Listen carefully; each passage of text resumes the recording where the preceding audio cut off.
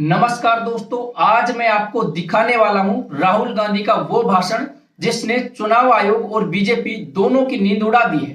राहुल गांधी ने साफ शब्दों में कहा है, सब अब चोरी छिप नहीं सकती। चलिए सबसे पहले सुनिए उन्होंने बिहार की जनता से क्या सवाल किया। आप बिहार में वोट चोरी होने दोगे? कोई कर सकता है?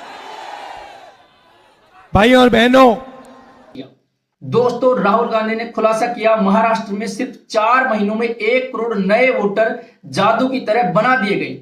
लोकसभा चुनाव में गठबंधन जीता, लेकिन विधानसभा चुनाव में वही गठबंधन हार गया। क्यों? क्योंकि नए वोटर अचानक प्रकट हो गए और सब बीजेपी की तरफ झुक गए, यानी चुनाव चोरी का नया फॉर्मूला बना दिया गया। सालों से लग रहा था कि चुनाव में कोई ना कोई गड़बड़ है।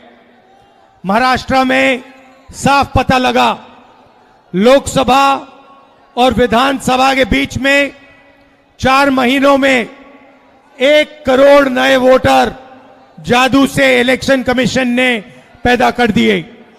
लोकसभा में हमारा गठबंधन जीतता है, 4 महीने बाद विपक्ष बीजेपी का गठबंधन जीतता है।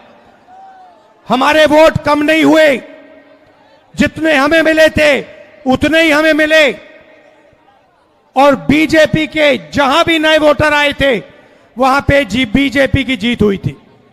मतलब इसके बाद राहुल गांधी ने कर्नाटक की बेंगलुरु सेंट्रल सीट की जांच करवाई और वहां का सच सुनकर आप भी दंग रह जाएंगे। एक ही विधानसभा में 1 लाख से ज्यादा फर्जी वोटर। ये सिर्फ नाम की गड़बड़ी नहीं थी, फोटो और एड्रेस तक झूठे थे। जब ये सब चुनाव आयोग के सामने रखा गया तो आयोग ने क्या किया?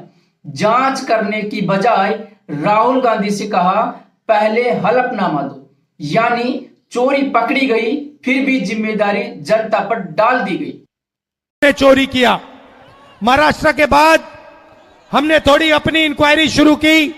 कर्नाटक में 1 सीट चुनी, बेंगलोर सेंट्रल, और उसमें 1 विधानसभा में हमने सारी की सारी वोटर लिस्ट चेक की, फोटो को फोटो से मिलाकर, हर नाम को हर दूसरे नाम से मिलाकर, और हमने 1 लाख से ज्यादा फर्जी वोटर एक असेंबली में ढूंढ के निकाले। मैंने प्रेस कॉन्फ्रेंस किया इलेक्शन कमीशन के सामने। मैंने उनको बताया